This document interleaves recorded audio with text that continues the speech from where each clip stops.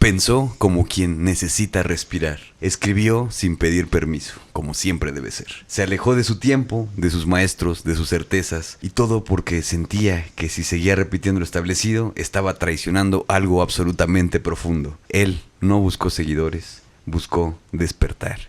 Y esto le costó absolutamente todo. Y bienvenidos a Radio Locura 66.6 FM, ideas idiotas para gente inteligente, tu podcast de confianza para venir a desentrañar todos los misterios de los grandes artistas, las grandes artistas de todos los tiempos y por supuesto la gente que le gusta pegarle a la pinche filosofía a martillazos. Mi nombre es Alex Siriana, alex.siriana en todas las redes sociales. Les invito como siempre a escuchar mi música que está en todas las plataformas. Mi nombre es Javier, @ más o menos literatura es mi canal, un canal hermano de Radio Locura, un proyecto donde comparto cosas que a nadie le importan pero a todo el mundo le sirven, es decir, reseñas literarias, comentarios críticos sobre cultura y demás cosas por el estilo. Y por favor no se olviden de seguir a Fango Bazar, ahí tienen el username en la pantalla y ahí por supuesto pueden conseguir todas las playeras con los diseños de los artistas de los que hablamos aquí en Radio Locura. Es el patrocinador oficial, de verdad muchas gracias Fango Bazar siempre por tener nuestra espalda, lo traduje del inglés. No se olviden que pueden hacer sus pedidos a través de Fango Bazar para obtener sus playeras, que por supuesto son una gran representación de los buenos gustos que tienen ustedes. Y anímense a unirse a la familia de Patreon de Radio Locura. Tenemos 3 niveles, el primero es gratuito, donde tenemos material ahí un poco extra, solicitudes y demás, y también 2 niveles de pago, el primero donde tienen agradecimiento infinito porque están apoyando este proyecto de divulgación cultural, también el segundo nivel, donde ustedes si se suscriben de esa manera estarán recibiendo al mes una playera de Fango Bazar de la talla que ustedes quieran, el modelo que ustedes quieran, sin ningún problema, hasta el lugar donde ustedes se encuentren viviendo y viendo este programa. Por favor no se olviden de seguir a este gran proyecto Radio Locura 66.6 FM en Instagram para que se enteren de todo lo que ha pasado hasta el momento, para que se pongan al día y por supuesto para que sepan qué es lo que viene después en este grandísimo proyecto que cada semana 9 p.m. tienen su episodio estelar como lo están viendo en este momento y por supuesto toda la semana de lunes a viernes mini secciones que son pequeños bocadillos de cultura para que ustedes también puedan ampliar ese conocimiento y ese gusto por el arte. Así que recuerden que la locura locura todo. Y que ser animal no está tan mal. Vamos a ver el intro, ya estamos de vuelta.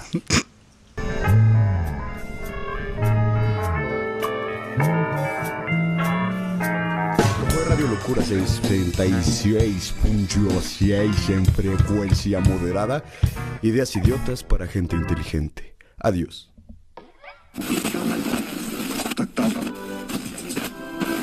Episodio 63.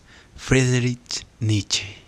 Hay nombres que suenan más grandes que el tiempo. Nietzsche es uno de ellos. Se menciona en clases, en debates, en memes, en documentales. Se usa para citar, para impresionar y a veces sin haberlo leído. Es un apellido que flota como una sombra, pesada, complicada y también a veces muy lejana. Pero, ¿quién fue en realidad Friedrich Nietzsche? No un dios del pensamiento, no un genio intocable. Fue un hombre atravesado por el dolor desde chico. Un niño huérfano, un joven brillante, un adulto solitario, un gran y apasionado músico también. Alguien que no buscó hacer historia, sino entender qué sentido tenía seguir viviendo cuando todo lo que antes daba sentido ya no servía. Y eso lo veremos en unos instantes. Pensó como quien necesita respirar. Escribió sin pedir permiso, como siempre debe ser. Se alejó de su tiempo, de sus maestros, de sus certezas, y todo porque sentía que si seguía repitiendo lo establecido, estaba traicionando algo absolutamente profundo. Él no buscó seguidores, buscó despertar.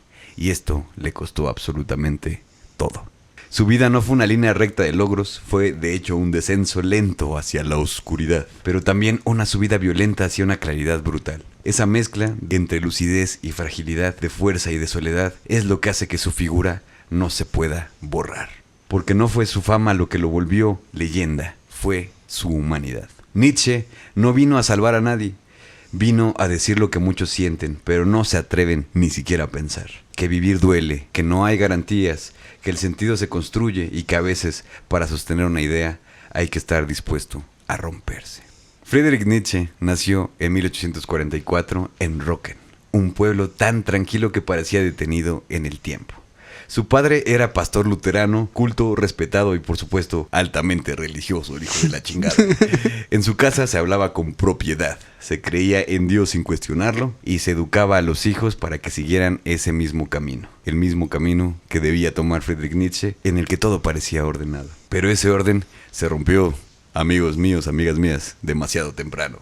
Cuando Friedrich Nietzsche tenía 5 años, su padre empezó a enfermar. Algo en el cerebro, un colapso lento e irreversible. Lo vieron desvanecerse día tras día hasta su muerte. Un año después, su hermano pequeño también murió. Chale. Y ahí quedó Friedrich Nietzsche, el hijo mayor, rodeado de mujeres, en una casa marcada por el silencio y también por la pérdida. Lo que en otros forma el carácter, en él abrió una grieta. No se volvió violento ni rebelde, se volvió observador, un ser callado, un niño profundamente interior. Desde muy chico empezó a registrar lo que pasaba a su alrededor con una seriedad que no era normal para su edad, y eso vamos a ver que es algo absolutamente definitorio de la figura de Nietzsche. No buscaba llamar la atención, buscaba entender a profundidad. A los 14 años entró a Forta, una de las escuelas más exigentes de toda Alemania, donde te agarraban a reglazos seguramente. Ahí no había espacio para hablar lo que uno sentía. Todo era pinche estudio, todo pinches mamadas, sin juegos, sin... Todo era estudio y cosas bien pinches aburridas, nada de juegos, nada de cosas de mamadas divertidas. Era pura disciplina y rutina. Pero ese ambiente áspero le abrió una puerta inesperada. Los clásicos griegos, la poesía y por supuesto la tragedia. Descubrió que había un lenguaje que sí sabía hablar de dolor y no para consolar, sino para mostrarlo sin filtros. Sófocles, Esquilo, Heráclito, para él no eran autores, eran espejos. En esa época empezó a escribir pequeños ensayos, cartas y fragmentos. Y ahí ya se notaba algo en Nietzsche. Él no escribía como un maldito alumno. Ese güey era un maldito maestro. Escribía como alguien que estaba viendo algo que los demás no querían ver. Una incomodidad convertida también en una sospecha. Que tal vez lo que llamamos verdad no es más que una necesidad disfrazada, una idea útil, no necesariamente real. Después vino la universidad para Nietzsche, primero en Bonn y luego en Leipzig. Ahí estudió filología clásica, que es el estudio de los romanos griegos, de cómo chingada madre aprendían las cosas, qué chingada madre estaban diciendo, por qué se comunicaban de esa forma. Todas esas cosas era lo que él estaba estudiando en ese momento. Pero lo más importante, no lo encontró en clase, lo encontró leyendo al señor maldito hater hijo de su chingada madre, Schopenhauer. Su filosofía era oscura, directa y muy dura, y algo en lo que Nietzsche se veía profundamente reflejado. Decía que el mundo no era ni bueno ni justo, sino trágico. Que el sufrimiento era parte del tejido mismo de la existencia, y Nietzsche, en vez de rechazarlo, como lo haría cualquier hijo de vecina, sintió que por fin alguien ponía en palabras lo que él ya intuía desde que era un niño. No se volvió pesimista a pesar de todo esto. ¿Cierto? Pero sí dejó de creer que la vida venía con instrucciones. Algo que, pinche golpe de tatema, todos aprendemos. Si aquí se acaba el programa, nos vale verga lo que diga Nietzsche. Empezó a desconfiar de todo lo que se presentaba como un absoluto. Las ideas de la moral, de bien, de verdad, de Dios y toda esa pinche basura. Todo eso ya no le parecía sagrado, le parecía pues algo así como construido, hechizo, un artilugio. Y aunque él todavía no lo sabía, esa mirada que salía de sus ojos lo iba a dejar fuera de lugar. No solo frente a la religión o a la academia, sino frente a su tiempo, a sus coetáneos, a la gente con la que convivía, frente al mundo entero. A los 24 años, lo cual es un logro histórico y el cual revisé muchísimo, es básicamente el güey más pinche joven que estuvo en esta situación, porque se convierte en el profesor titular de filología clásica en la Universidad de Basilea. Prontamente ya un maestro oficial. Un maestro precoz, ¿no? Digamos. Un decano en ese sentido, sí. En el mejor de los sentidos. No tenía el doctorado terminado, pero su talento era tan evidente que lo invitaron igual. Un movimiento arriesgado y lo aceptó sin dudar. Basilea representaba algo nuevo, un lugar tranquilo, también muy intelectual, donde él podía pensar sin distracciones, sin ruido, sin que lo estuvieran chingando. Y al principio, eso, por supuesto, el hecho de que no te estén chingando, te trae mucha paz. Claro. Pero Nietzsche no era un académico común, ya que era un acamédico, un famélico, camélico niño. Pero Nietzsche no era un académico común. No le interesaban los debates técnicos ni las citas interminables y toda esa basura. Le interesaba lo que pasaba en el fondo de las cosas. el impulso detrás de las palabras, la necesidad detrás de las teorías. Pero eso, cuando conoció a Richard Wagner, cambió. Wagner era más que un compositor, era una fuerza imparable que no hacía más que oprimir y al mismo tiempo también liberar el corazón de este joven Nietzsche. Una puta vibra, Wagner. Era toda una puta vibra. Era carismático, era teatral, estaba obsesionado con la idea del arte como redención. Y Nietzsche, que siempre había buscado algo que llenara el vacío que dejó la religión, encontró en él una especie de respuesta. Lo admiraba profundamente, no solo por su música, sino porque Wagner creía que el arte podía salvarnos, que podía darnos un sentido donde la razón ya no alcanza. Durante un tiempo se volvió casi una devoción para él. Más que un brother era un amigo y más que un amigo era casi un novio. Nietzsche pasaba largas tardes en la casa de los Wagner, conversando, escuchando óperas en proceso. Qué pinche privilegio estar ahí escuchando. Un meet and greet, pero de los de veras, de los que ya no se hace. Este güey es mi compa. Compa, ¿qué le parece esa morra? ¿Qué le parece esa Valquiria? Compartiendo ideas sobre cultura, filosofía y los mitos, por supuesto. Por primera vez, Friedrich Nietzsche se sintió escuchado, visto, se sentía parte de algo, de una comunidad y sobre todo también parte de una relación donde la otra persona estaba igual o más comprometido con el arte que él. Y fue desde esa cercanía que escribió su primer libro importante, y esto sí, anótenlo y grábenselo en la cabecita. Viene en el examen. El origen de la tragedia. Un texto que mezcla arte, filosofía y cultura griega con una visión poderosísima, que la vida humana está siempre dividida entre dos fuerzas. Lo apolíneo, el orden, la razón, la forma, las cosas aburridas pero que son bonitas, y lo dionisíaco, el caos, el instinto, lo desbordante, el comerte a tu vecino a pinches carcajadas. y el vino. Y el vino, por supuesto. La tragedia griega, según él, era grande porque sabía unir esas dos cosas. Y el problema del presente es que habíamos olvidado una mitad. Lo vital, la peligrosa, la necesaria, la sed de la peligrosa. Por supuesto, como se lo estoy contando en este momento, que parece un chiste, pero este libro, por supuesto que no fue nada bien recibido. Lo acusaron de místico, de antiacadémico, de escribir más con pasión que con argumentos y palabras. Y por eso mismo lo recomendamos un chingo, porque es un librazo que te inspira a seguir vivo y al mismo tiempo cuestionar por qué estás vivo, ¿no? Al mismo tiempo esos cuestionamientos muy, muy profundos e internos de lo que después Freud incluso retomará, ¿no? Del impulso de muerte y el impulso de vida. Pero todas estas personas que lo ponían a él y a su libro en el asiento de los acusados tenían razón en algo, de cierta manera. Nietzsche no quería complacer a sus colegas, no. Quería decir algo real, hermano, muy real. Sí. Lo real no siempre es demostrable, pero se siente. Aquellas cosas que no se ven, ¿no? Las cosas hermosas, como en el Estudio Ghibli. Vayan a ver el episodio del Estudio Ghibli. Poco a poco Nietzsche empezó a alejarse del mundo académico, también de Wagner, su gran amigo. Porque donde al principio había visto verdad, ahora empezaba a ver una ideología asquerosa. Nacionalismo, dogmas, estructuras que se parecían demasiado a lo que él había querido dejar atrás y que de hecho había sido inspiración de Wagner el hecho de que él se quitara del camino de esas cosas y de repente ver a su amigo caer en esas mismas pinches cosas así asquerosas que no le gustaban. Fue tomada más por él como una cuestión de decepción. En todo sentido, creo que, pues, para ir marcando la pauta, Nietzsche, a pesar de que encuentra ciertos referentes como Wagner o Schopenhauer poco tiempo antes, se terminará desencantando de que no lo pueden todo, ¿no? De que esos grandes personajes de la música o de la filosofía también se desgastan y también caen en pendejadas, ¿no? Sí. Básicamente, entonces, creo que esa rectificación constante de Nietzsche le cuesta muchísimo, pero también nos ayuda a darnos cuenta de que se puede cambiar de opinión, dicho muy básicamente, como Nietzsche también lo hizo, y que nosotros no estamos exentos de poder actualizarnos, ¿no? En todas nuestras pasiones incluso.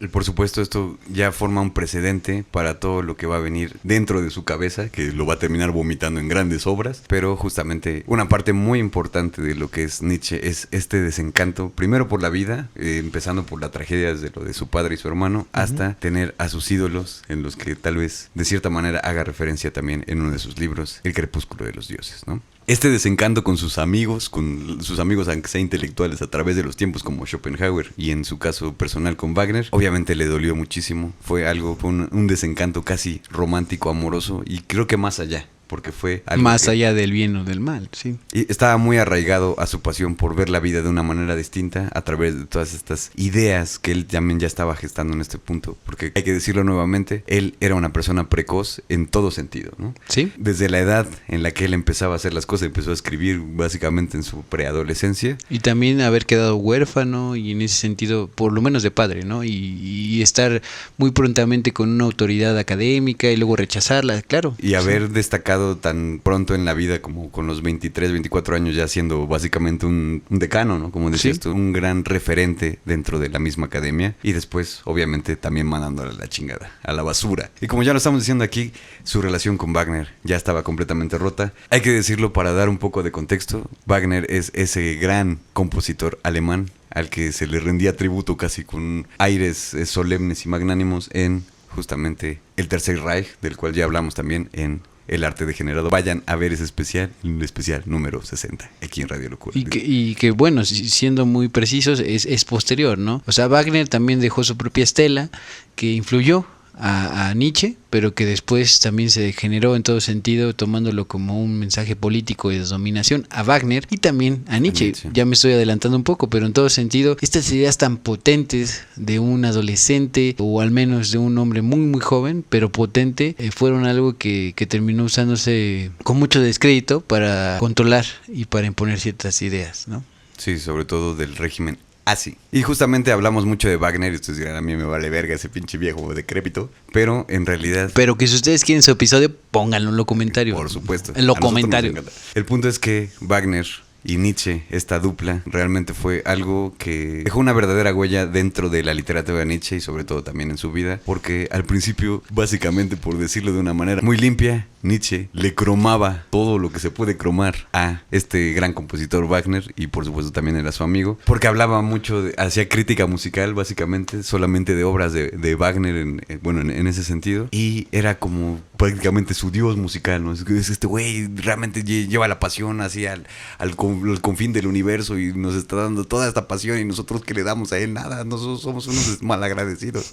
Sí, por toda la entrega y el completo arte que quería manejar en todas sus óperas, en todas sus presentaciones, ¿no? Una concepción de que el arte puede ser lo más continuo y abarcador de la realidad en todas sus obras y sobre todo por esa mitología potente de las valquirias, de estos mitos, bueno, entre comillas germánicos porque tienen otras influencias, pero muy clásicamente vistos como puramente de Alemania, ¿no? Sí. Entonces esas potencias son auténticas, eso es cierto. Sí, claro, y justamente estas potencias son las que hacían que Nietzsche sintiera como que este güey era básicamente su hermano mayor, dios divino, como lo quieran tomar. Realmente era una figura importante para él y por supuesto también era un confidente, era un amigo que lo hacía entrar en razón en cosas que él tal vez no tenía mucha idea. Entonces, al romperse esta relación, obviamente se le rompe muy cabrón el corazón a Nietzsche y esta relación no se rompe de golpe, pero sí de manera irreversible. Nietzsche se dio cuenta de que el arte wagneriano, que antes había visto como una vida de redención, estaba empezando a parecerse demasiado a una nueva forma de religión, o al menos como se estaba tomando en ese tiempo.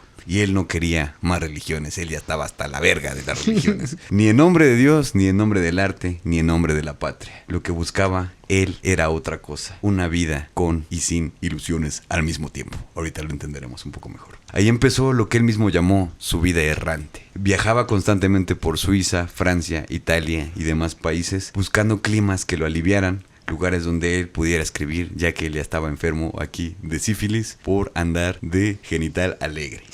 Hay que decirlo de esa forma. Okay. Vivía con poco, vivía solo, y solo a veces con libros y cuadernos. Y en esta soledad extrema, su pensamiento se afiló como una navaja. En esos años escribió textos que hoy son clásicos, pero en su momento casi nadie los leyó. Y que, en un resumen absolutamente de la verga, hablan más o menos de lo siguiente. Humano, demasiado humano, critica a los mitos y religiones y valores aceptados como verdades absolutas. Aquí también analiza la moral como el resultado de fuerzas históricas, culturales y psicológicas, es decir, en todo lo que puedas poner tu mente, ese tipo de cosas tienen que ver con tu contexto, con cómo estás pensando y con cómo estás actuando. Y todas estas cosas, por supuesto, son siempre cambiantes y que el ser humano tiene sus limitaciones. Es una de las cosas principales de las cuales habla en este libro Humano, demasiado humano. En otro de los libros que escribe en esta época es La Gaia Ciencia, que es un llamado a decir sí a la existencia, aunque sea difícil, aunque sea absurdo, aunque ya Schopenhauer ya te haya metido ese pedo como de todo esto vale verga porque todo esto es más grande que nosotros. Él dice, bueno, ok, pero sí.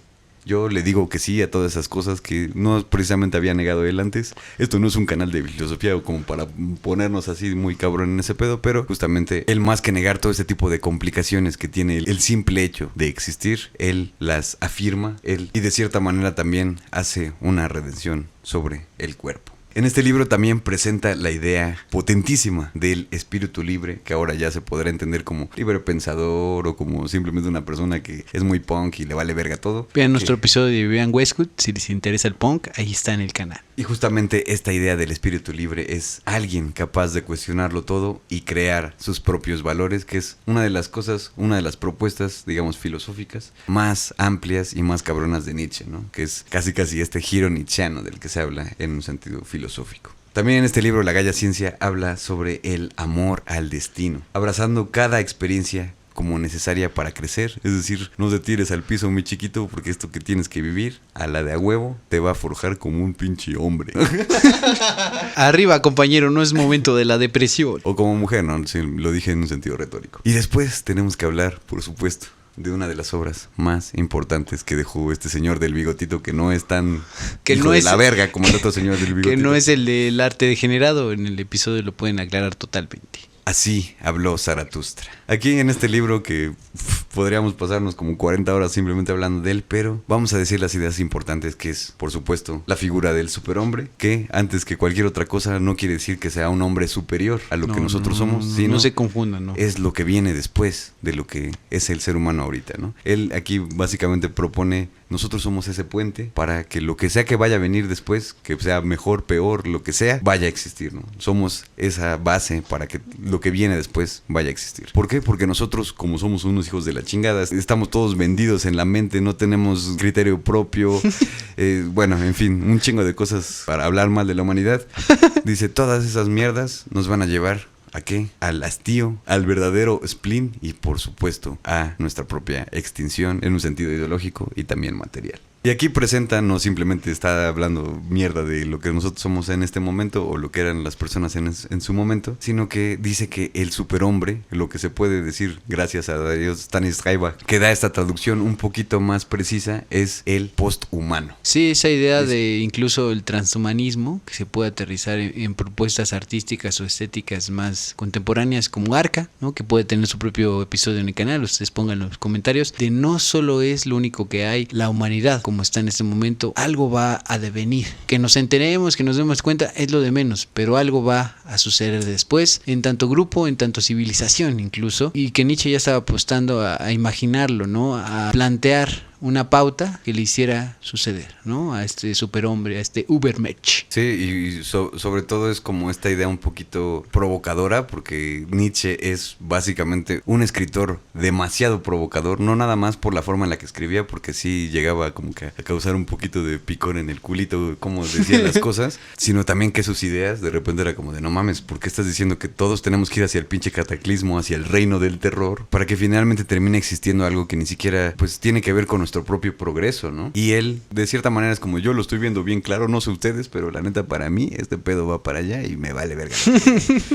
Pero el superhombre, el posthumano, del que está hablando, es en realidad alguien que está creando sus propios valores, ¿no? Que él también está, de una manera no nada más misantrópica, sino también está proponiendo que este posthumano, este superhombre, este Übermensch, va a tener sus propios valores y va a vivir con esa plena afirmación de la vida que ya había dicho en La Gaia Ciencia. Mucho de lo que ya habíamos comentado es que justamente Nietzsche es una de esas personas que va desarrollando a lo mejor 4, 5, 6, 7, 8, 9, 10 ideas desde el inicio de su carrera hasta el final, pero todas ellas van evolucionando y por eso es que es un autor que dentro de muchas cosas llega a fascinar mucho también a la gente que es muy cerebrito, es muy intelectual o intelectualoide, porque de cierta manera va arrastrando estas cosas, las va revolucionando, las va desarrollando y muchas veces también, en algunos casos casos específicos las va dejando atrás de una manera totalmente contrastante, ¿no? Es decir, puedes leer un Nietzsche al inicio y después uno al final dices, pero ¿cómo, tío? Pero si tú ya habías dicho esta cosa totalmente contraria. Pues me vale verga, yo soy Nietzsche, yo escribí, esos son mis libros, no tuyos.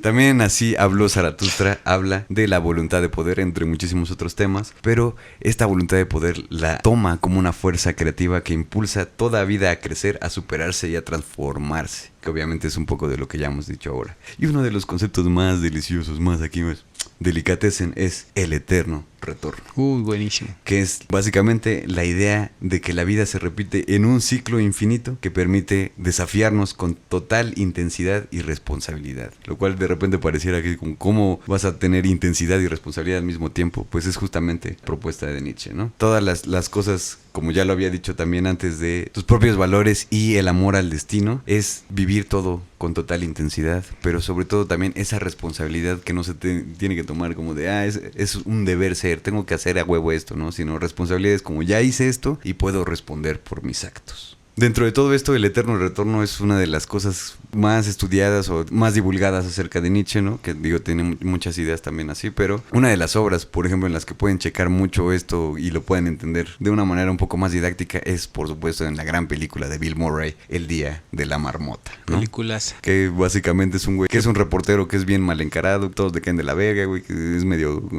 culero, medio idiota con todos, güey. Medio gruñoncito. Medio imbécil, ajá. Y llega a cubrir una de las tradiciones de un lugar que es ver si una pinche marmota sale o no, y se da cuenta que al día siguiente vuelve a vivir el mismo día, y luego el día siguiente es el mismo día, y todos los días son el día de la marmota, y lo peor de todo es que al principio todo el día le va de la verga. Poco a poco este hombre empieza a hacer algunas maromas sociales y también consigo mismo, hasta que logra realmente redefinir su personaje dentro de este día que se repite y se repite y se repite. Por favor, si no han visto esa película, es algo imperdible antes de irse al cajón, de irse a morir. Tienen que ir a ver El Día de la Marmota. Creo que es una experiencia que realmente te cambia la perspectiva tanto del cine, al menos en mi caso, y sobre todo también de la vida cotidiana. Y por supuesto, otra de las grandes obras de Nietzsche es Más allá del bien y del mal, que ya nada más del título ya te está diciendo básicamente de qué va a hablar todo, pero de una manera bien pinche clara. Aquí, como en casi todos sus libros, vuelve a mandar a la verga todo el pedo de la moral como algo endurecido, como concreto. No es que lo tire a la basura, sino que dice, esta mamada ya está dura, ya está todo pinche aposcaguado, ya tiene así como que costras, ya está fea, ¿no? Y aquí mete muchos pensamientos que perfilan al filósofo del futuro, que se libera de prejuicios y crea nuevos valores, algo que ya después veremos que él en sus delirios de grandeza dirá, yo soy ese cabrón, yo soy la pinche verga, ¿no? En todos estos libros, por supuesto, son libros raros en su época. En el tiempo en el que eran leídos, o más bien no fueron leídos, eran libros raros, eran libros provocadores y también, de cierta manera, fragmentarios hasta el día de hoy. En ellos, Nietzsche escribía como quien lanza bombas pequeñas, frases que abrían grietas en todo lo que se daba por hecho. Deja de manifiesto en todos estos libros aquello que tanto se dice de él, el hacer filosofía a martillazos. Y eso es algo que obviamente él lo dice, ¿no? Y en eso yo quisiera hacer un comentario, que es realmente Nietzsche se empieza a convertir poco a poco y en cada publicación más y más en un guerrillero de las ideas, ¿no? Creo que ese puede ser incluso una mención del título que ya están viendo en este episodio, porque hacer la guerrilla y retirarse para volverlo a pensar, para seguirlo actualizando, tiene mucho que ver con esta idea de que nunca es suficiente detenerse a reflexionar, nunca es suficiente volver a hacer una crítica, y creo que lo hacía desde unas bases completamente bien instauradas por haber estudiado filología, ese estudio de los libros, de las tradiciones, de distintas civilizaciones, y que sobre todo sabía entregar con un lenguaje, con un estilo que puedes recibir de una manera muy directa. Y entonces cuando recibes algo muy directo, el problema ya está en nosotros, ¿no? Cómo interpretarlo, cómo volverlo a expresar y cómo comunicarlo. En esa coordinación de cómo recibes algo completamente explosivo, martillazo en el ano, dirían por ahí, en Nietzsche pues tiene mucho que ver con todos sus libros, ¿no? Si es un guerrillero de las ideas, de la moral principalmente, es porque no hay otra manera de minar esto que está completamente instaurado como lo que debe de ser. Entonces, si es lo que debe de ser, hay que cuestionarlo, pero no te puedes quedar ahí permanentemente. tienes que evolucionar y también correrte por esta selva del pensamiento que es la filosofía, la literatura, la estética, la tragedia griega, etcétera, etcétera, ¿no? Y en un sentido general, siento que Nietzsche, por ejemplo, en El origen de la tragedia, eso sí creo que lo podemos decir de facto, es un libro no tan fácil de leer porque se empieza a meter en pedos que ya suenan muy académicos, es quizás su libro más académico.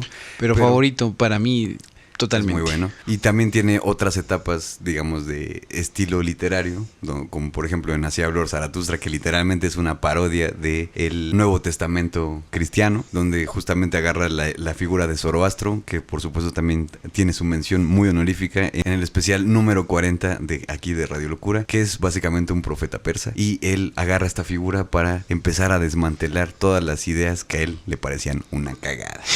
Justamente en este libro, por ejemplo, llega a ser muy rompedor el hecho de cómo está haciendo filosofía, porque pone a un personaje, algo que casi ningún filósofo, me atrevería a decir que ningún filósofo había hecho hasta el momento, que era hacer todo esto a través de una puesta en escena, de una historia, de una narrativa que toma como personaje principal a una persona que está intentando hacer ver a todas las demás personas de todo el mundo, algo así como Jesucristo, las cosas que trascienden las verdades que están viendo ellos mismos en ese momento, ¿no? Y bueno, para terminar con ese comentario, realmente Nietzsche puede llegar a ser muy difícil de leer en algún tipo de texto, pero como lo dicen muchas personas que son muy entendidas en el tema, si tú continúas leyendo, si no te obsesionas demasiado con, no estoy entendiendo esto y así, en algún punto Nietzsche siempre te avienta un martillazo en el ano.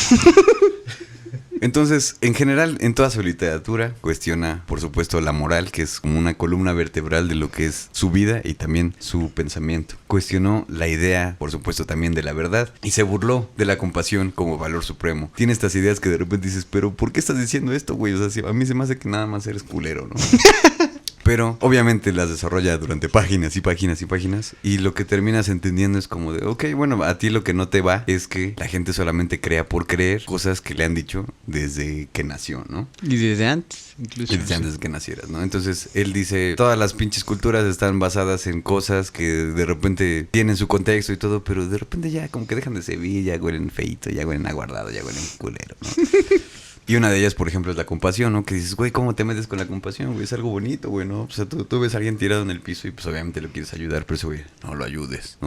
Eso no está bien. Eso no está bien, que se pare solo, hijo de la chingada.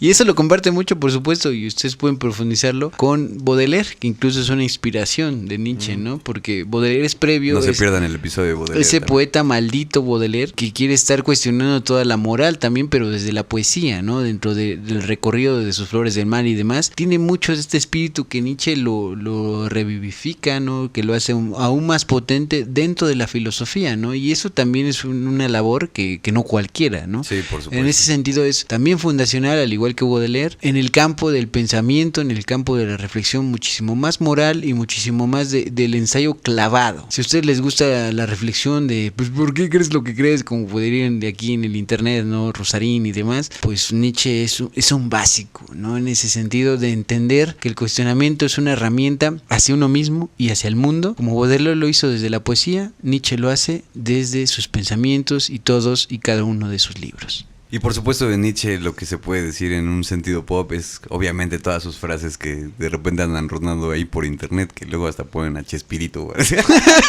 o cualquier personaje así diciendo Dios ha muerto y nosotros lo hemos asesinado y ese tipo de cosas. Bueno, esas cosas de verdad, solamente como un paréntesis, me gusta en el sentido popular porque creo que sus palabras no han sido tan tergiversadas, porque realmente lo que casi todo lo que han escuchado que él le ha dicho, realmente lo ha dicho, ¿no?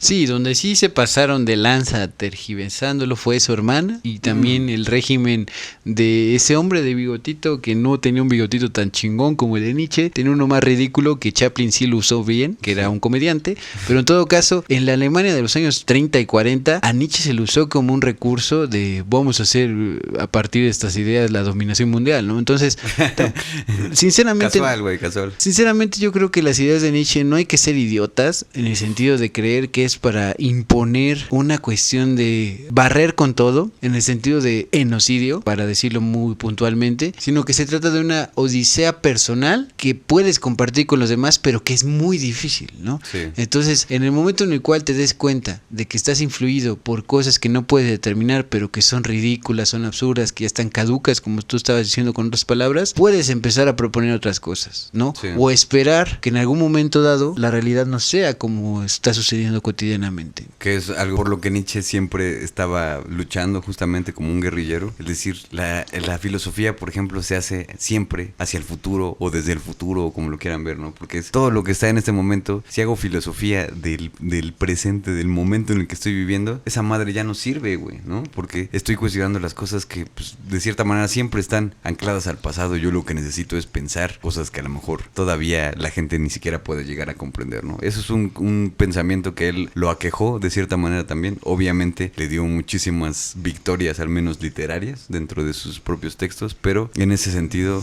también fue algo que lo hizo caer en esa maldición de pensar estas cosas peligrosas. Y justamente como lo decíamos, en todo este régimen del Tercer Reich, cuando se habla, por ejemplo, de superhombre, esos güeyes dijeron, no mames, por supuesto, güey, ¿no? Pues no somos nosotros, ¿no? Sí, el ario y la devastación y segregar y todo eso, pero no va por ese lado, Nietzsche, ¿no? Todo se trata de que son ideas tan vanguardistas que de repente son periféricas, son limítrofes y terminan por encauzarse de una manera bien distinta, ¿no? Y justamente diciendo esta frase de Dios ha muerto y nosotros lo hemos matado, realmente hay que decirlo como que él no lo dice como una burla de, ay, sí, su Diosito me lo paso por donde el Arco del Triunfo de Hamburgo, sino él lo dice de una manera un poquito más, a lo mejor light, a lo mejor si crees en Dios vas a decir como, ¿por qué dices esas mierdas? Pero si lo piensas de una manera más lógica, él lo está diciendo realmente como un diagnóstico. Porque él dice, Dios no es tanto como esta figura judio-cristiana y todo, sino que es justamente esta representación de los universales, ¿no? El amor, la vida eterna. La familia, la patria. Incluso las cosas malas como el pecado y ese tipo de cosas. Él dice como de, a mí, honestamente, personalmente, a mí me parece una basura, ¿no? Entonces él dice, Dios ha muerto solamente porque todos esos universales ya no nos sirven, ¿no? ¿Por qué? Porque todo es contextual y si el contexto ha cambiado, entonces Dios ha muerto, porque Dios es la representación de estos universales que ya no nos funcionan en este momento. Si lo permanente no está rigiendo nuestro día a día, es que lo permanente ya no está aquí. En otras palabras, Dios está muerto porque nosotros lo matamos. Ya no seguimos esas cláusulas, esas pautas de los rituales, ¿no? Claro. Incluso judio-cristianos o del Estado o de la realidad, digamos, más social o de la familia. Y que hace muchísimo sentido pensar, por ejemplo, que él dice, el origen de Dios es básicamente también su muerte, ¿no? Porque si en algún momento necesitamos creer en algo, el hecho de que nosotros estemos diciendo metafóricamente que Dios ha muerto es porque también nosotros hemos cambiado. Es decir, cierto, es de los dos lados. Esas cosas que nos funcionaban antes, como era el creer en algo universal,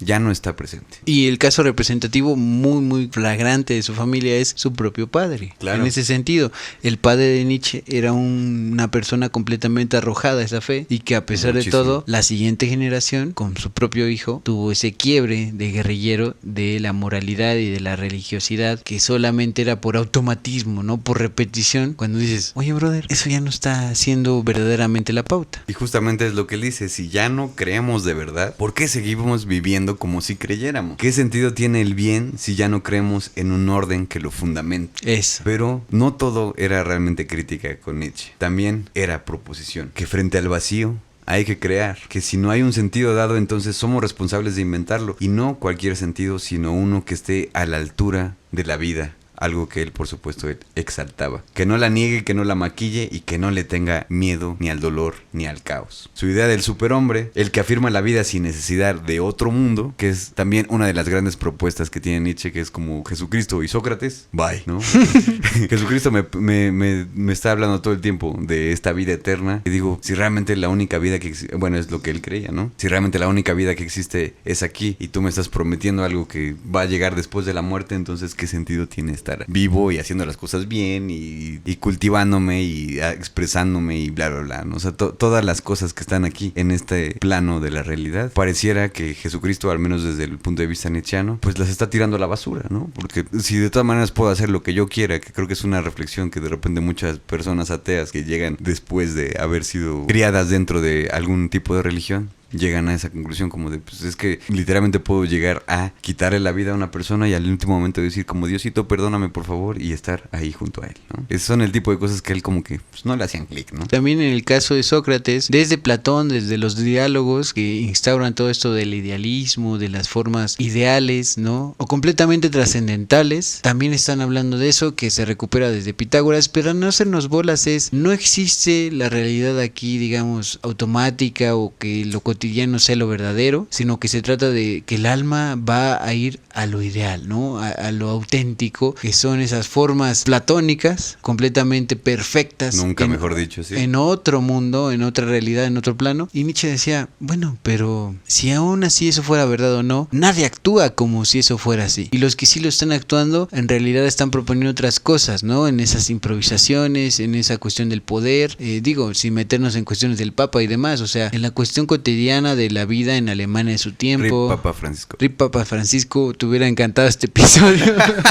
Y en todo sentido, Nietzsche, más allá de cualquier otra cosa, está instaurando esa crítica desde la realidad palpable. Nadie está completamente creyendo en esto, atravesando su vida en esto, y si sí, aún así no es sostenible. Sí, por supuesto. Y justamente por eso él decía que dejáramos de vivir de cosas prestadas. De una manera, un resumen es, dejen de vivir de lo prestado, cabrón.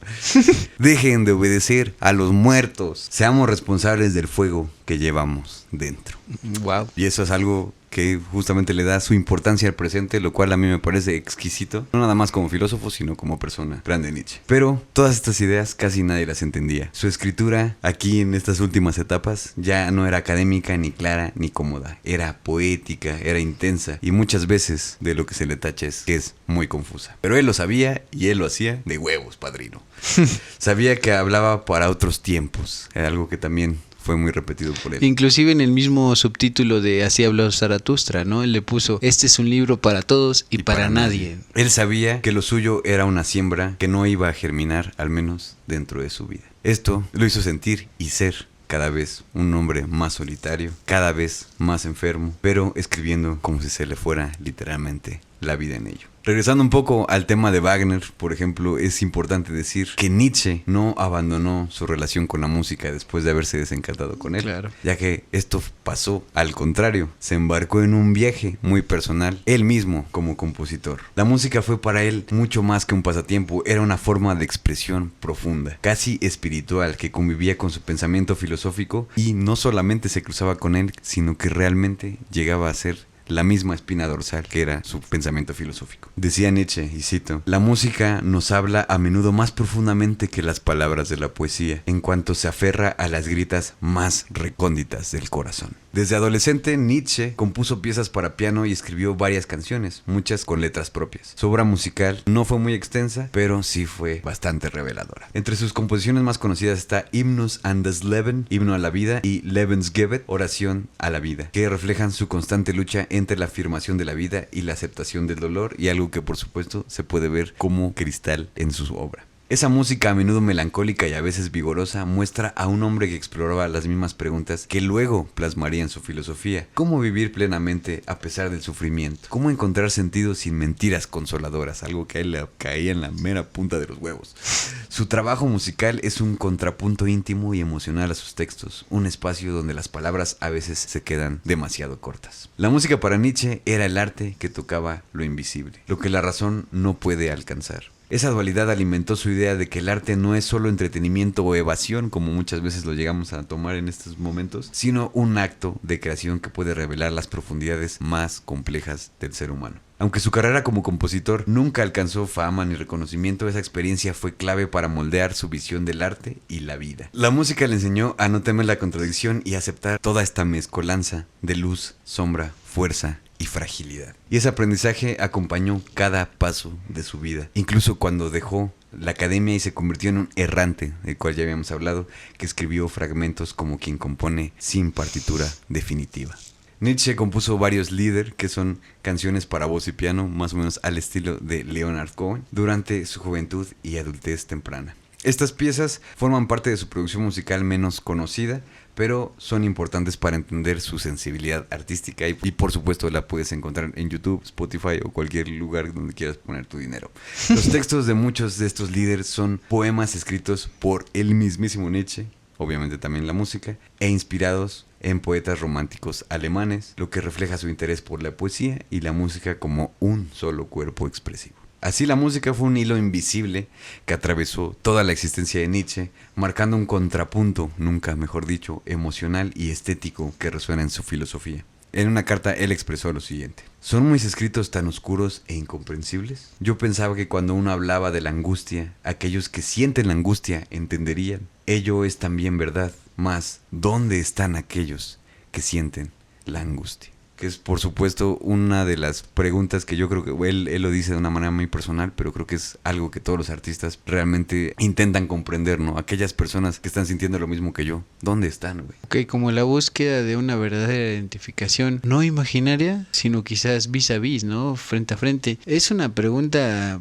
también muy potente y que nos llevaría muchísimas horas o afortunadamente muchas oportunidades de reflexionar, porque a veces el recorrido de cualquier idea, de cualquier música, de cualquier pensamiento, literatura y demás, se queda en un vacío para quien lo hace, ¿no? Entonces Nietzsche también estaba enterado de eso, ¿no? A veces la soledad de los creadores es tan densa como la potencia de sus canciones, de sus obras, ¿no? Entonces ese abandono tan paradójico es una cuestión que no vamos a agotar en este episodio ni jamás, porque a veces, como Michael Jackson, que también ya está el episodio en el canal, a veces puede ser un show business completamente funcionando sin parar y al momento de seguir viviendo en tu cuarto, pasando el baño, estás completamente solo, ¿no? Y tu alma sigue pudriéndose.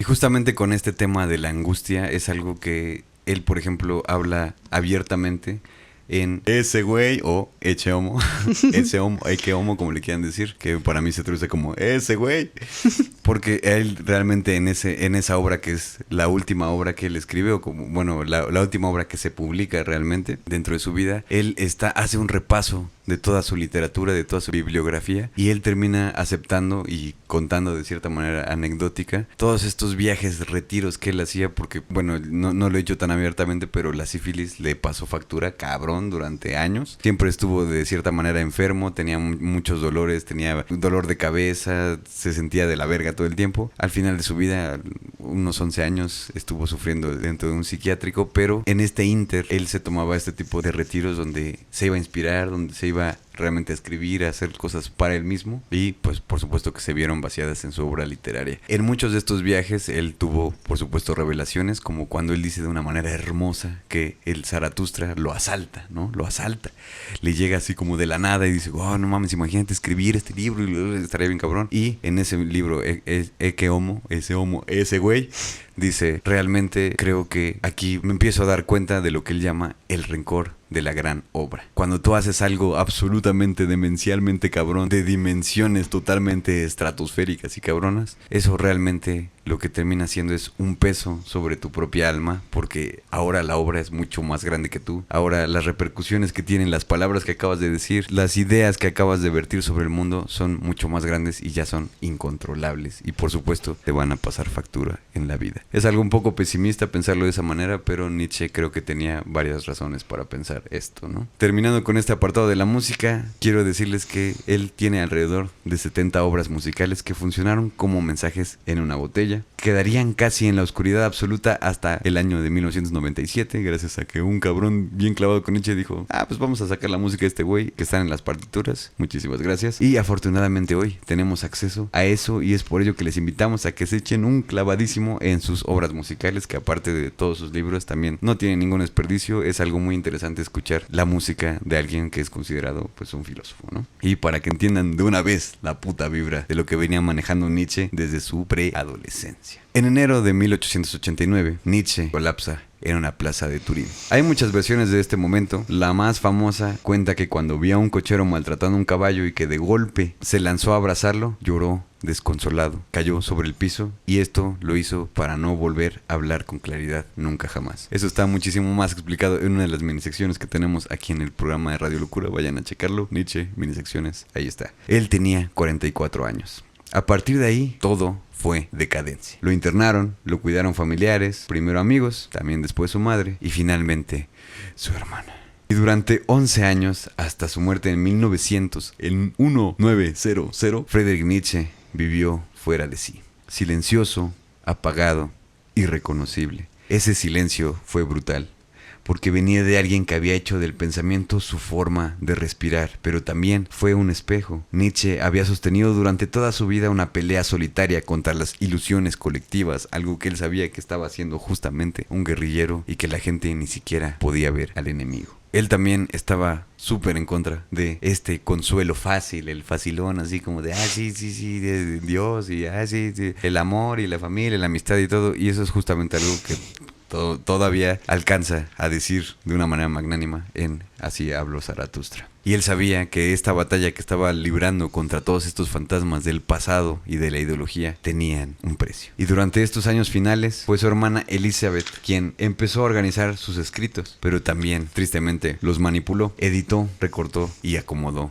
Y así Nietzsche fue usado después de su muerte como justificación para cosas que él nunca defendió: el nacionalismo, el racismo, el autoritarismo, una traición doble a su pensamiento y a su memoria. Y es importante decirlo en este momento porque habrá personas que todavía tengan esa concepción tal vez de Nietzsche, ¿no? Como que este güey era así, cuando en realidad fue una tergiversación de sus palabras. Pero con el tiempo, su verdadera voz empezó a filtrarse. Su escritura era tan personal, tan extraña, tan difícil de imitar que ni los intentos de tergiversarla pudieron borrarlo del todo. Nietzsche no había escrito para gustar, nunca lo hizo para gustar. Había escrito para despertar él mismo y para despertarte a ti y despertarme a mí. Para sacudir, para acompañar a quienes se sienten fuera de lugar en un mundo que no se cuestiona absolutamente nada. Hoy leemos a Nietzsche con muchísima más claridad, no como un profeta ni como un gurú, sino como un pensador que se atrevió a decir lo que otros apenas incluso se permitían sospechar. Que el sentido no está dado, que la verdad puede doler y puede doler muchísimo. Que vivir de verdad es más difícil que simplemente obedecer. Y que el precio de pensar por uno mismo puede ser la soledad, pero también dentro de esa soledad encontrar la libertad. Nietzsche no fue un ídolo. Fue un hombre que sintió demasiado, que pensó demasiado y que se quebró intentando sostener todas esas cosas que lo aquejaban, que eran los dolores del mundo. Pero dejó escrito un mapa extensísimo, que a lo mejor son como 8,000 páginas, yo qué sé. Pero esto no es para seguir ese mapa al pie de la letra, sino para animarse a trazar uno propio. Y como comentario final yo quiero hacer una recomendación totalmente directa, que es que se acerquen por favor a sus consideraciones intempestivas, un proyecto que estuvo manejando todavía desde su juventud, algo que estaba proyectado para hacer 13 ensayos de la cultura alemana, de la cultura completamente europea de sus tiempos, pero que solamente pudo traducirse en muy pocos textos. El primero de David Strauss, el confesor y escritor, que destacadamente es un ensayo donde vemos un Nietzsche mucho más juguetón, más irónico, que es muy disfrutable, y de hecho todas las intempestivas que están publicadas son algo que se transita muy rápidamente, sigue ese espíritu del ensayo literario, filosófico, que no es acalambrado, así cansado, sino que estás recibiendo la información directamente. Entonces, con esta primera intempestiva de David Strauss, que está muy manejada por el humor, tenemos un Nietzsche muy potente, todavía muy joven y muy radiante en ese sentido. También está el que habla sobre la utilidad, sobre la cuestión de la historia para la vida, de qué tanto tiene ese sentido de la labor de repasar la historia, que es una de las consideraciones intempestivas. El último de los que está publicado es Richard Wagner en Bayreuth, o como se pronuncie, donde de nuevo empieza a estar masticando y seguir revolucionando en su mente, en su sentir, esta apreciación de la música, algo que el drama, la personalidad de Richard Wagner le marcará una pauta, sobre todo cuando es alguien joven. Pero lo que yo quiero destacar sobre todos los demás ensayos de las consideraciones intempestivas es Schopenhauer como educador. Aquí básicamente tenemos a Nietzsche que se pone a reflexionar qué significa la educación, la pedagogía, predicar con el ejemplo, y agarra agarra a Schopenhauer como una figura que para él tiene totalmente esa entrega, sobre todo en su juventud, de predicar con el ejemplo, y no solo es ser una buena persona o actuar de una manera determinada, no, sino que es situarse completamente en las cuestiones que afectan tu constitución, tu subjetividad, que no solamente tú puedes estar batallando una sola cosa a la vez. Entender a Schopenhauer desde Nietzsche como educador, como maestro, como formador, es entender que a veces el tiempo nos está limitando, a veces también entender que muchas cosas están en contra nuestra y que aún así no hay que tirar la toalla, aún así no hay que desconfiar completamente de que a veces una buena clase que lleve la contraria, que haga contrastes, que te ponga en situaciones límite, no necesariamente arriesgar la vida, sino de arriesgar el pensamiento, las convicciones, la voluntad que te ha instaurado la familia, el Estado, cuestiones digamos más, como lo hemos dicho a lo largo del episodio, de valores instaurados, pueden ser cuestionados. Entonces, una de las mejores entradas para Nietzsche, que es breve, que es manejable, que lo encuentran directamente disponible en internet, muy fácilmente, incluso desde Wikipedia en la bibliografía, es Schopenhauer como educador, una de las intempestivas. Y decir que son intempestivas, son textos extemporáneos, porque él quería hablar dentro de estos ensayos como manifestaciones del pensamiento, manifestaciones de meditaciones profundas que pueden ser aplicables a su propio tiempo de Nietzsche, pero también al nuestro y del pasado y de lo que está por venir. Es en ese sentido que lo intempestivo es algo atemporal para Nietzsche, y que lo hizo en este grupo de ensayos que iban a ser casi 20, pero se quedaron en 4 que son imperdibles, muy valorables.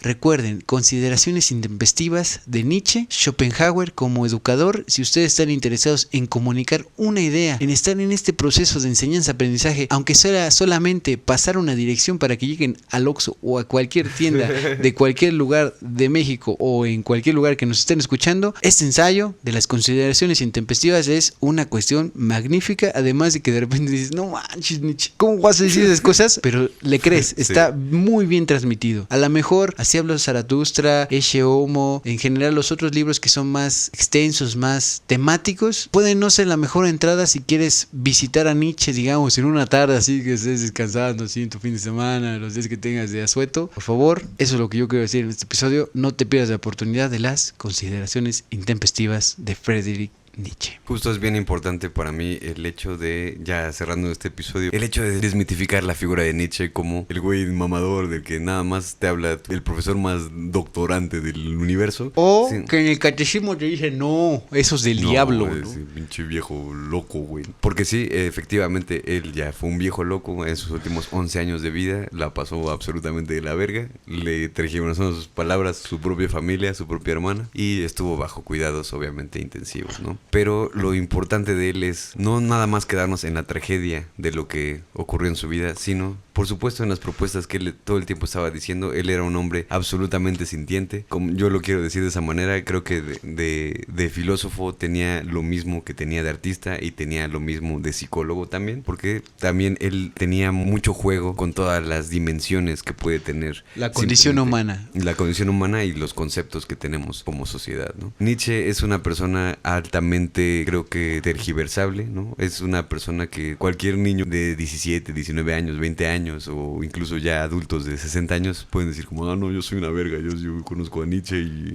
como que incluso lo citan y lo hacen sentir como de, no, este güey pues es para mamadores o lo que sea, pero realmente dentro de lo que es la cotidianidad realmente podemos encontrar mucha filosofía nietzscheana que a lo mejor ni siquiera sabemos exactamente de qué libro o cuál línea está diciendo, pero justamente es una persona que llega a romper con todas estas cosas, y es importante revisarlo y sobre todo también rendirle un cierto tributo en este episodio de Radio Locura, porque es una persona que termina por redefinir también la forma en la que no solamente se piensa, sino en la que se cuestiona, que creo que eso es algo muy importante. Y eso lo entendió autores de la talla mucho más reconocible en general por sus términos como Sigmund Freud, Michel Foucault, Roland Barthes. En general, Nietzsche es una mina de cuestionamientos, pero también una mina de ponerte en tu lugar, de saber que el contexto importa, pero que también el cuestionamiento está al alcance de una lectura, de una reflexión y también de tu vida cotidiana. Y justamente por eso de repente puede llegar a sentirse un poco difícil, porque dices como de, bueno, entonces si tú no, pareciera que de repente Nietzsche, digo, si no tienes todo el tiempo de aventar de toda su bibliografía para entender realmente lo que él quería decir, si te llegas a topar con ese tipo de ideas donde dices, bueno, pero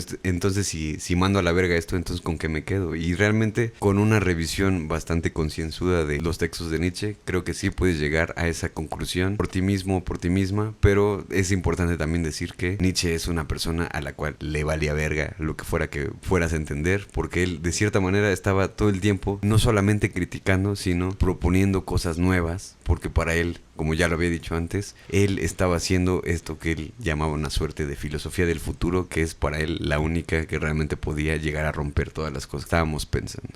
Autores, insisto, como Albert Camus, Sartre, Simone de Beauvoir, le deben muchísimo a Nietzsche en eso de transmutar los valores, en otras palabras, de cuestionar la ética, digamos, hegemónica, instaurada en cualquier sociedad europea, incluso hispanoamericana. Entonces, Nietzsche no solamente es para decir, no, es que yo ya lo repasé y no ya leí todos, sino para detenerse un momento y decir, bueno, las cosas son así, pero no es la única manera. Sí. Y también posibilitar muchísimo la creatividad, no solo artística, no solamente del pensamiento, sino también de las conductas humanas, en sociedad, en individual, en tus dedicaciones más profundas, en tu trabajo, en tus proyectos artísticos, en todas estas oportunidades de expresarte, de liberarte al menos con la palabra, con la música, con la pintura, y sobre todo no darte por vencido a pesar de todo. Nietzsche es una persona que es totalmente sintiente, tiene este lado femenino todo el tiempo a flor de piel, que creo que es algo bien importante dentro de la filosofía, porque dentro de todas las cosas que se le puedan llegar a criticar a Nietzsche, por supuesto llegó a hacer comentarios machistas y lo que ustedes quieran, pero parte de lo que él también estaba proponiendo era esta universalidad de, pues ya no digamos así, derechos humanos dichos tal cual, sino que él simplemente decía como de, ay, ¿por qué le hacemos de pedo de puras pendejadas, no? Y eso, aunque suene así de sopetón y a lo pendejo, realmente es probablemente una de las primeras veces donde antes de llegar a la modernidad se empiezan a intentar labrar dentro del colectivo este tipo de ideas, ¿no? Y eso es lo que realmente me parece muy importante. Nietzsche, aparte de que era una persona absolutamente sintiente y también muy profunda en ese sentido, ¿no? El sentimiento vale en tanto lo estás atravesando, pero también cuestionarlo no cae nada mal, de acuerdo a Nietzsche. Por supuesto. Durante su vida fue ignorado, fue malinterpretado y fue desestimado. Hoy, más de un siglo después, sus palabras siguen haciéndonos temblar. No porque haya tenido todas las respuestas, sino porque se atrevió a preguntar cosas que la mayoría ni siquiera se atreve a pensar. Y si el bien y el mal no fueran absolutos, y si la verdad no fuera un punto fijo, sino algo que cambia con quién lo mira, y si la vida no necesitara un propósito dado, sino que el mayor acto de valentía fuera inventarle uno. Nietzsche escribió El nacimiento de la tragedia cuando aún buscaba sentido en el arte. Escribió Humano demasiado humano cuando empezó a soltarse de sus ídolos. Así habló Zaratustra, fue el intento de cantar una nueva forma de existir. Más allá del bien y del mal y la genealogía de la moral fueron su manera de desmantelar el mundo de apariencias en el que vivimos. Pero todo eso no fue teoría solamente abstracta, fue el reflejo de su vida, de su aislamiento, de sus pérdidas, de sus rupturas, de su necesidad desesperada de entender por qué el sufrimiento no basta para rendirse, porque aún en el dolor más profundo hay algo que insiste, el vivir. Por eso escribió que quien tiene un porqué para vivir puede soportar casi cualquier cómo. Y también otra frase que es, un mundo donde la música no exista no vale la pena ser vivido. Y también otra de sus grandes frases, lo que no te mata te hace más fuerte, que es algo que seguramente ya tienen ahí en una taza en su cocina. Y por eso él nos empujó a imaginar el eterno retorno también, como una pregunta brutal. Si tu vida se repitiera indefinidamente, ¿vivirías de la misma manera en lo que lo haces? Nietzsche no quería discípulos, quería individuos. No quería creyentes, quería creadores. Eso. Su filosofía es una invitación violenta, poética, política y a veces desgarradora a dejar de vivir con el puto miedo, al hacerse cargo de uno mismo, al ser libre, cuando eso sabemos que llega a doler. No hay que entenderlo todo para sentirlo, basta con mirar su historia y ver a un hombre que se atrevió a caminar solo cuando lo fácil era seguir la fila, como casi todos hacemos. Y en ese caminar solitario sembró preguntas que todavía hoy nos obligan a detenernos, a mirar adentro, a cuestionarnos afuera y si tenemos el coraje a reinventarlo todo. Nietzsche no fue una estatua ni será una estatua. Él fue fuego y ese fuego sigue ardiendo. Escribió Nietzsche: se paga caro el ser inmortal, se muere a causa de ello. Varias veces durante toda la vida hay algo que yo denomino el rencor de lo grande. Toda obra grande se vuelve inmediatamente acabada en contra de quien la hizo. Estaba por terminar el siglo XIX cuando Nietzsche recibió la visita de su grandísima amiga y quizás también en algún otro universo su esposa, porque le pidió matrimonio 2 veces y fue rechazado, pero Lu Andrea Salomé llegó a visitarlo y Nietzsche, en un aire totalmente melancólico, le dice lo siguiente: el siglo ya va a terminar. Se cuenta que entonces Lu Andrea Salomé tomó su mano y le respondió: tu siglo, mi querido Friedrich, apenas comienza. Si quieren el episodio de Luis Andrea Salomé, pónganlo en los comentarios porque también es una extraordinaria personaje de la filosofía, de la reflexión y también de ser un faro, ¿no? Del cuestionamiento y de la investigación profunda. De verdad es un honor, como siempre, traerles a ustedes este gran artista, como todos los demás, los otros 60 o 62 que han habido aquí. Y de verdad muchísimas gracias a todas las personas que dejan su like, que llegaron hasta este punto del episodio, que se sienten cautivados también por la filosofía de Nietzsche y por supuesto también por Más o Menos y por Alex Iriana.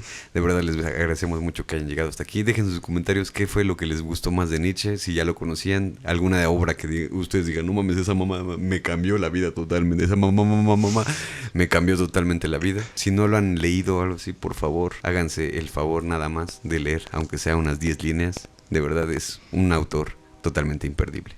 Y muchísimas gracias a Fango Bazar, por supuesto, lo pueden seguir en Instagram, ahí pueden hacer sus pedidos de todas las playeras que tienen las imágenes de todos los artistas de los que hemos hablado en estos 60 y tantos capítulos. También estará la playera de Nietzsche. Ya la estamos saboreando en este momento y por favor vayan a seguirnos en Instagram, de esa manera también nos pueden apoyar económicamente a nosotros aquí en este gran proyecto que se llama Radio Locura.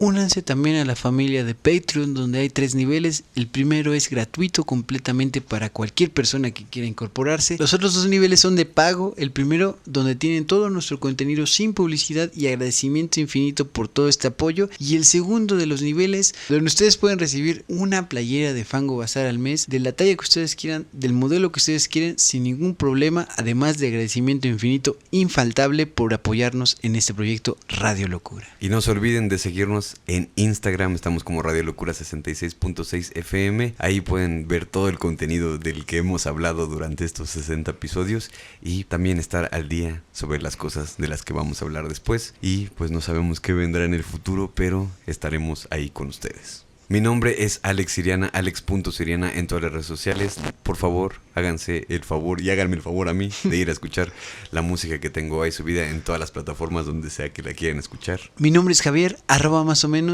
menos literatura es el proyecto hermano que está aquí en YouTube, mi canal directamente donde comparto cosas que a nadie le importan pero a todo el mundo le sirven, es decir, reseñas literarias, comentarios culturales y demás cosas por el estilo. Suscríbanse también en ese otro proyecto que está haciendo la mancuerna de Radio Locura 66.6 FM. Nos vemos la próxima semana, quizás con un artista que será alguien que te cambie la vida. Y esto fue Radio Locura 66.6 FM. Ideas idiotas para gente inteligente. Y más allá del bien o el mal.